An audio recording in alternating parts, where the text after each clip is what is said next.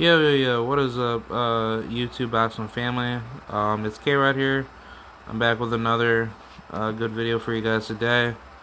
And yeah, let's get right into it, man. We're gonna be talking about Gervonta Tank Davis leaving the PBC and going with a new path of managing his career. I'm just gonna give like my initial thoughts on this. I wasn't really thinking Tank would really go this route, but I mean, Tank being Tank, I wouldn't think twice for like a second that Gervonta would ever have any thoughts of doing this. But yeah, let's just recap of like what he said.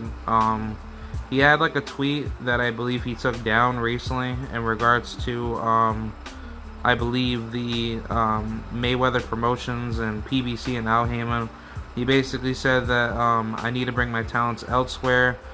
I'm not staying active enough with PBC and Haymon and Mayweather Promotions. That's just me paraphrasing it, but that's basically what Gervonta Tank Davis said.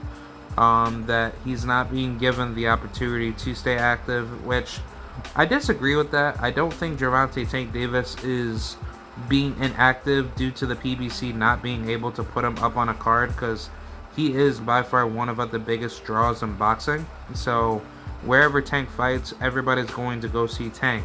So my issue is that when Tank decides to have these like weird, how should I say, have these weird instances to believe that, you know, nobody can't get inside the ring with him. He's not able to do what he wants to do. I found that to be really, dishonest. I think Tank has a lot of great skills. I think he has everything, in the toolbox to defeat a lot of guys. But when you look at the picture of what he does, Gervonta chooses to put himself in these positions where he doesn't want to stay active enough. When we look at Gervonta Davis's,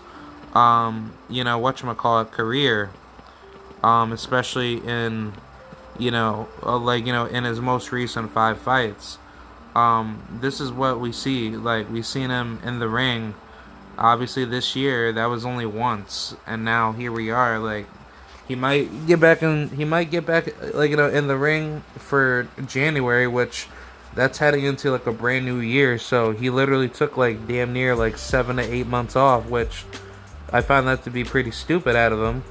But either way, Tank has so much more, fights that he could make within a year, and it's not like these are like absolutely difficult fights that he's in. Like, obviously his only toughest fight out of his 5 fights was with definitely Leo Santa Cruz, and I say Isaac Pitbull Cruz, but that's about it. But here we are, heading from 2019, heading into 2022. He was only active twice back in 2019. Actually, no, he was active 3 times in 2019.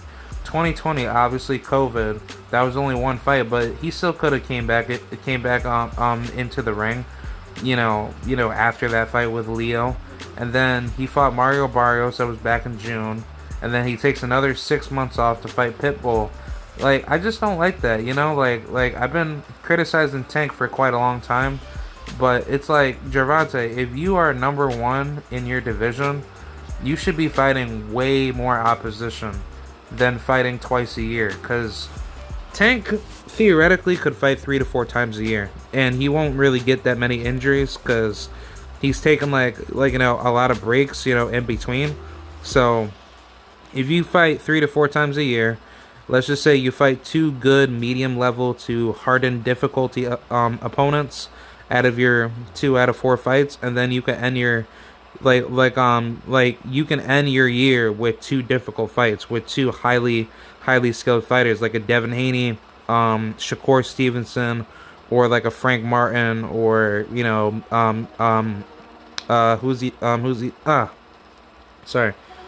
other guy is Michelle Rivera. I think that would be very good for his career. So I think either way, like there would be a lot more better benefits with what he could do. So I think that's something that he should definitely take advantage of, because Gervonta has so much more prime in his career, where he could do more than just like waiting up on fights to be offered.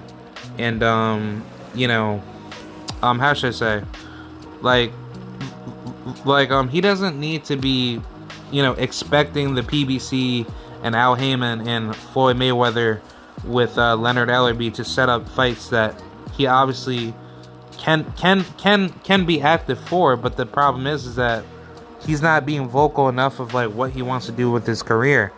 And I think Tank, he's content with like what Mayweather was doing with him by giving him these like lower tier level fights that no one ever asked for.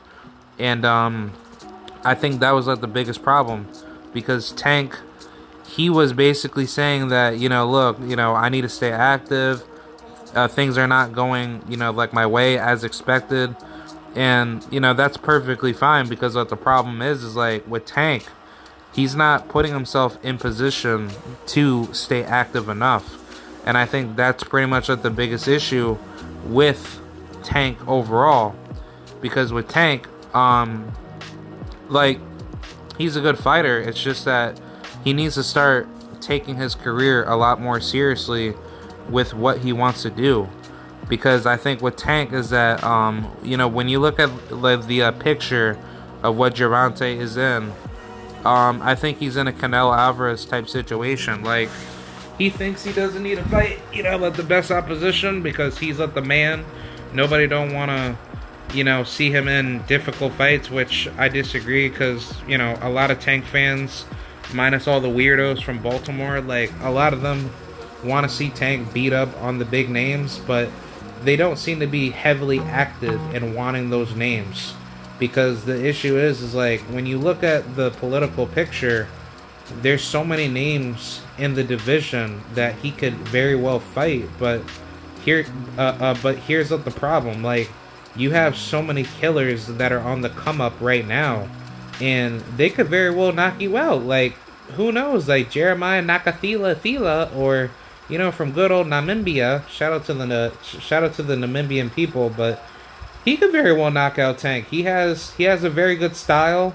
He's very destructive on the inside. He knows how to land his punches effectively. He's not just some crazy bona fide power puncher that doesn't focus on his abilities to actually land a good shot. But that's a very tough opponent, for Tank, because he looks way bigger than Tank. He has great size pressuring, ability, and he just knows how to plant his feet down, when he's ready to, engage on a good inside war. But that's a tough fight for Tank. Another tough fight for Tank would definitely be Michel Rivera. That's a very difficult fight. Frank Martin, that's a extremely difficult fight. I think Frank Martin would potentially lose to Tank, because Tank isn't going to let Frank Martin do what he wants to do to him. It's going to be a high-speed chess match, and then it's all going to go down to who wants it more, based off of mental fortitude and just, the immense pressure of who's able to land their deadly power shots first. And I think that's what's going to determine that fight being a very close fight. Same thing with Edwin De Los Santos. Obviously, he's not like super duper heavy level tested proven yet, but I think like when you look at like his abilities and skills, he's a very deadly dark horse in the division, and he could very well conquer multiple divisions, because he doesn't look like the type of guy that should be fighting at lightweight to begin with. He's a very big dude, long, rangy, has a lot of power in both hands.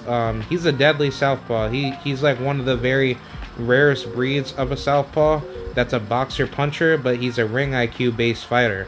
Obviously, granted, he got hit with some hard shit from Jose Valenzuela that forced him to go down, but when you look at like where he's at in his career, he's gotten way better. He's gotten way better in in basically everything.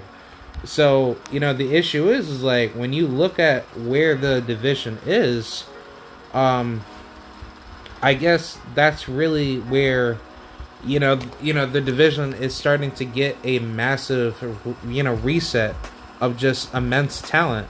And I mean, I gotta keep going down on this list that you guys see here. You guys see all the names here. You see, well, obviously not too many good guys, but you see Angel Fierro. He obviously had a very good win against Jeremy Cuevas, in which I was very disappointed in Jeremy Cuevas. No disrespect to him, but he should have won that fight. Jeremy Cuevas should have stopped him, or he should have at least just outpointed him. And he literally had the style to beat Angel, but he basically beat himself. Like he didn't use any of his great fundamentals that he said he was gifted at. In which he did it, he did it in the first round or two, but after that, he literally got caught into the hype of trying to go toe to toe with Angel Fierro, who's a bona fide power puncher.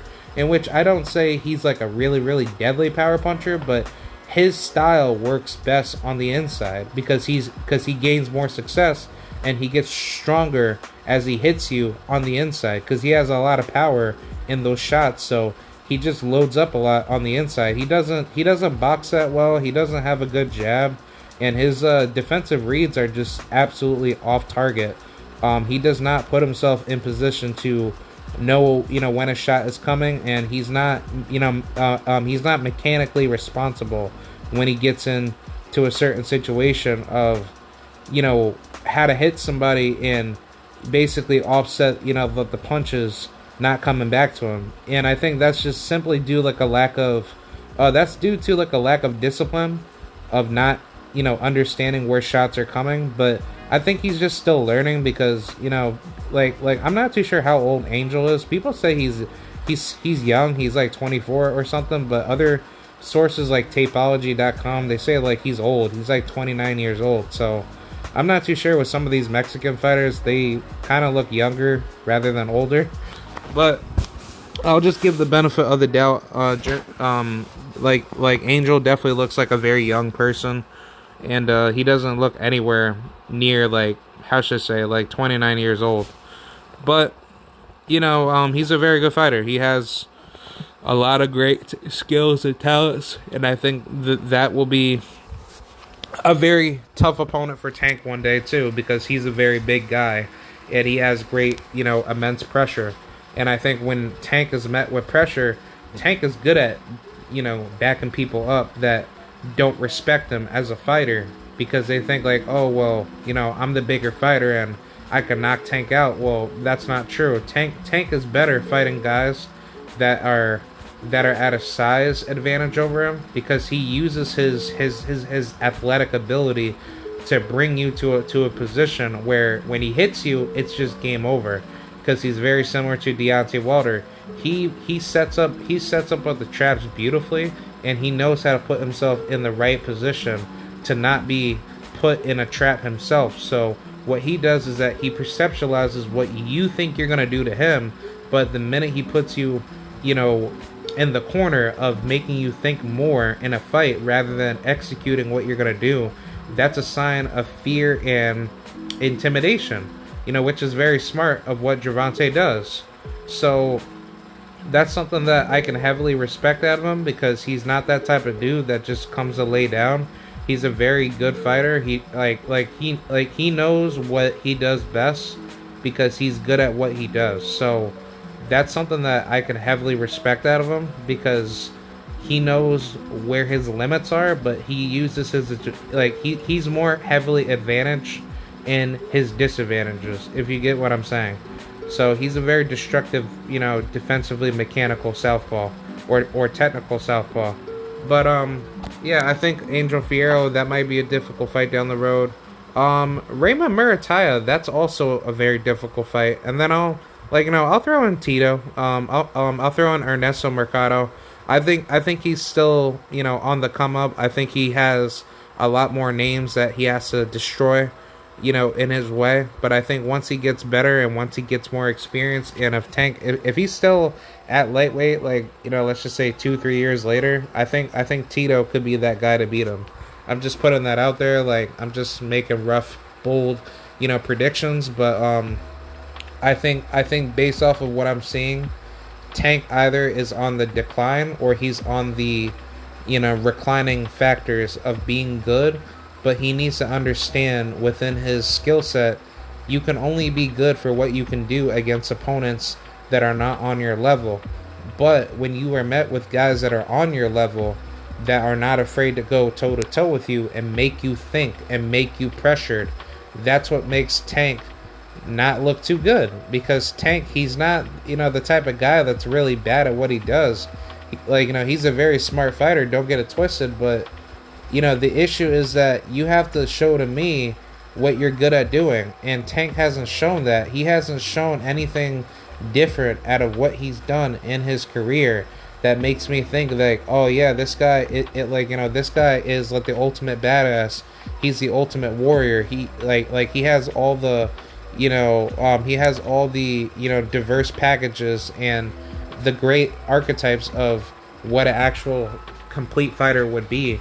And I mean, Tank is good. Don't don't get it twisted. I've never hated on Tank at all, but I do criticize him very heavily because I don't want him to turn into, another Terrence Crawford, because I don't think he's like that.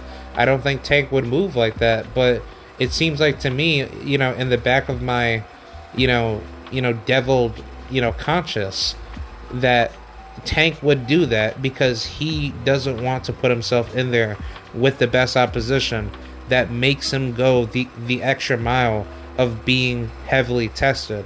And it's not to say Tank, would get brutally beat up by some young gun one day, but it's just like, I think he will get outclassed one day by somebody that we don't know that could very well come out of the woodwork to, potentially defeat him. So that's really what I'm saying. Like, I don't think Tank is on any decline yet, but if he keeps fighting, opponents that we never asked him to fight, like, let's just say if he keeps fighting like guys that are not, at their super duper best, then that's not gonna help him. I don't see Tank really, going that far. And I think, he's only doing, what he's doing now because Mayweather is kind of like basically, they're basically giving him what he wants as far as money, where he doesn't have to worry so much about money being lost. He's actually gaining more money, with all these easy fights that he's taking. And, out of all of his last 5 fights, his only tough fight as of recently was, definitely Isaac Cruz. And I think Cruz really showed a lot of heart and grit and determination against Gervonta Davis. But once Tank figured him out and he just outboxed him, it clearly showed that Tank is able to switch up gears very, very quickly. He he's not a dumb fighter. He's a very, very, intelligent fighter. But people fail to realize that this is a guy that has been boxing for quite the longest. It's not like Tank doesn't know what to do in there when somebody tries to pressure him or tries to force him to his back foot. Like, Tank is very, very intelligent. So wherever he goes, as far as like his promotional leading, I would really hope he is, remaining independent, because I think Tank will definitely score a lot more promotional gain if he keeps his name independent. So there's no excuse of Tank ducking this guy or he's not wanting to make the fight with this guy. If Tank really wants to make a big name for himself, run as an independent promotional, platform fighter. Have your promotional company. Obviously, I don't think money-wise would be any big of an issue because Tank has a lot of money. So he doesn't need to give any money to any fighter just to make a fight happen. The networks that he works with in the future will benefit where he goes in the future, if you guys get what I'm saying. So how I see it with Tank is that Tank will have much better opportunities given in front of him, minus from some corrupt promoters like Top Rank and all those weirdos that would try to seal him into a multi-fight deal and then they try to trap him. No, I think Tank should do every fight, off a fight. He should do every big fight in a fight by fight basis to make it easier for him to get what he wants, and then when everything is settled, he doesn't have to worry so much about what money's coming back or what money's not coming back, because all the money just all the money is just gonna go straight directly to him. He doesn't need to get he doesn't need to have any money cut away from him. And let's just say if Tank is actually going to listen to us and he's actually going to run his career the way he needs to run it, like a true champion does, to fight the best opposition, then you know what, I'm going to be very proud of Tank if he does end up fighting Devin Haney, whether if that's at 140 or 135. I think 140 is probably going to be the most inevitable decision for Gervonta Davis. I just don't see Devin fighting Tank next at 135. I think Devin's either going to move up or he's going to make one final title defense against Lomachenko, which I don't think that's a good idea. I think Devin, he should be given the Canelo Alvarez treatment where he doesn't need to defend his belts at 135 anymore. If anything, Devin should have permission from the sanction bodies to fight at 140, but he could face Vasyl Lomachenko for all of his titles. But Devin will no longer be, the defending champion.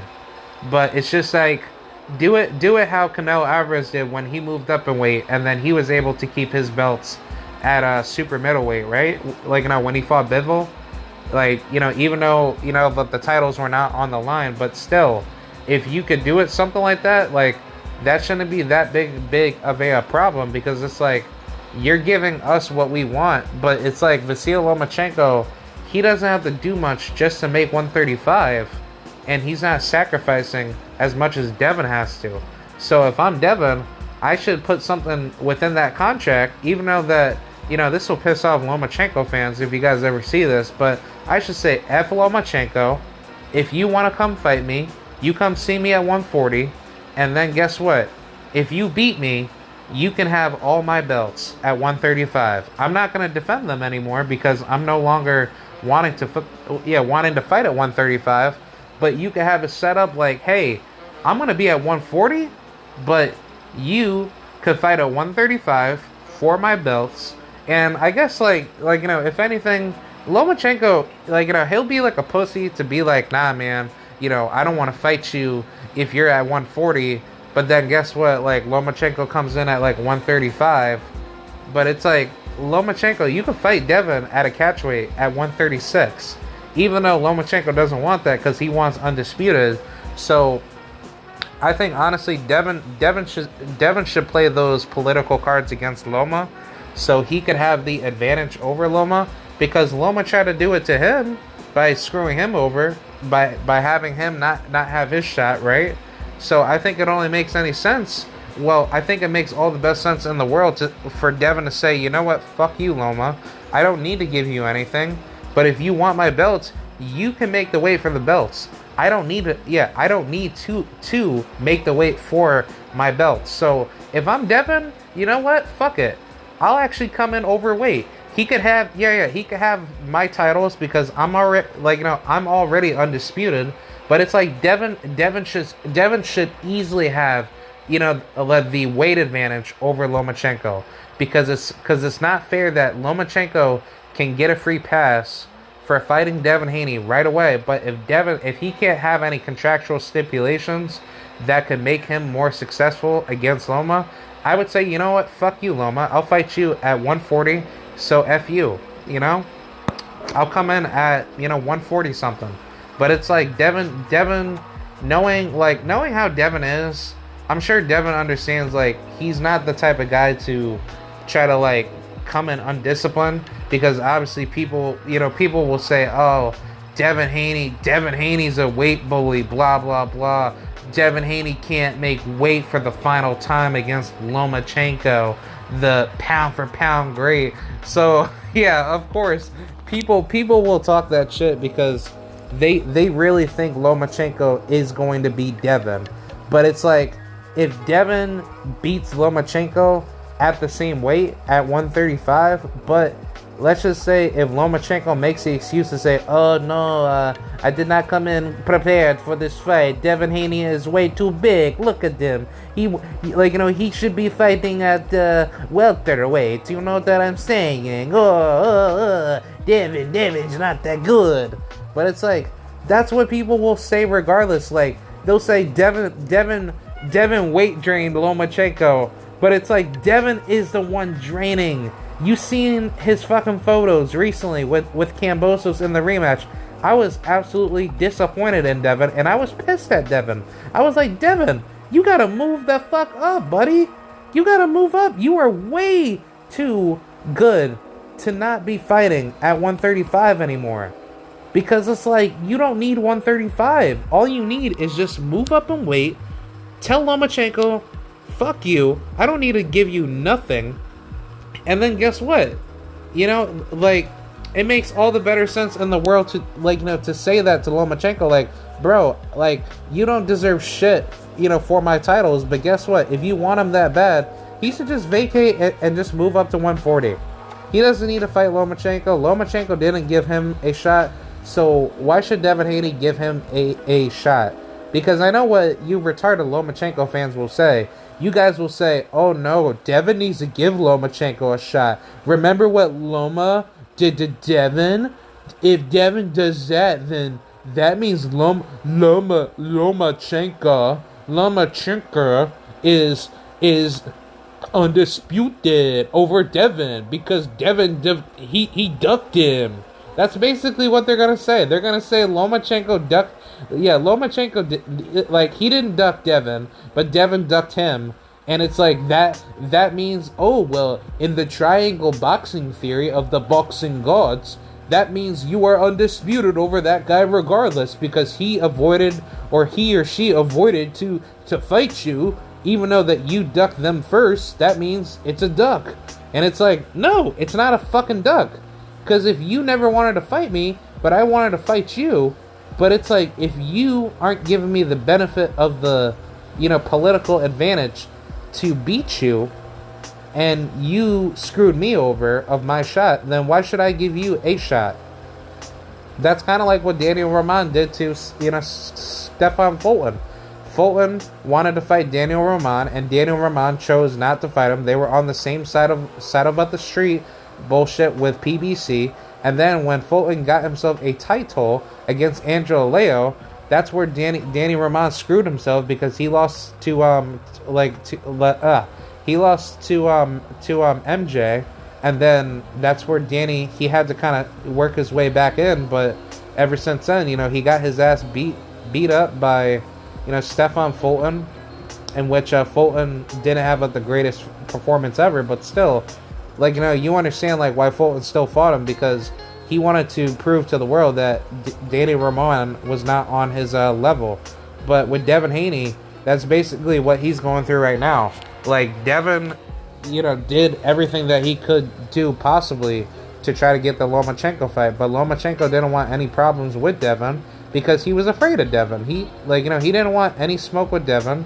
He used every excuse out of, like, you know, out of the book to not fight him. And then that's when he requested the franchise belt for the WBC, and now, you know, here we are. You know, the WBC franchise title is gone. I believe everywhere. Like, it's no longer there anymore. But still, like, Lomachenko fucked everything up from the very beginning all the way to the end. And now look at Devin Haney. Devin Haney is way more successful than Lomachenko, and it's like Lomachenko hasn't done anything to deserve a Devin Haney fight. So my thoughts is that Lomachenko, he does not need a guy like Devin Haney. Well, I would say yes, he would need Devin Haney on his resume, but Devin Haney does not need Loma, if you guys get what I'm saying. But in regards to Gervonta Tank Davis, which that's the main topic of this video, I think Gervonta Tank Davis understands where his place is if he wants to be considered, you know, like, you know, the best fighter in his division. If he does choose to stay at 135, and then let's just say Tank wants to go for undisputed, There's plenty of good fights for him. I think like once Devin leaves, you're gonna start seeing like like a whole new crop of champions, and I think Lomachenko. I don't know, man. I think Lomachenko. He's just gonna try to get undisputed, the easiest way possible. And Top Rank's gonna try to find like a way to get all the other belts back on Top Rank, and then they're gonna pretend as if Lomachenko was like one of the greatest fighters ever to live. But I think what's gonna end up happening is that Devin, he's gonna make one final sacrifice to beat up Lomachenko at 135. I would just say fuck it, fight Loma, at a catch weight and tell him to go, F himself, if he wants to go after your belts, but you should come in overweight. You should just blatantly tell him, okay, well, fuck you, dude. Like, you never gave me, like, a shot, so why should I give you, like, a fair shot? But, yeah, Tank should very well go after, the winner between Devin and Loma. I personally feel like that's what's going to end up happening soon. I think by, like, by early February, or mid-March. I think that's what's gonna happen between Devin and Loma. But knowing that Lomachenko, he has a tough fight against Jermaine Ortiz. Jermaine Ortiz could very well upset him, in which I'll make like another video like about that. But let's just say if Jermaine beats Loma, don't be surprised if fucking Devin Haney says, "Hey, look, bro, if you want like my belts, you could come in at 135, but I could come in basically overweight or something like that." But I'm just saying, like, Devin does not need to fight Loma. But if let's just say if Loma loses to Jermaine Ortiz and Jermaine Ortiz says, "Hey Devin, let's fight," and Devin say shit, and Devin's like, "Okay, you know what, I'll make like a final sacrifice to defend my titles once again."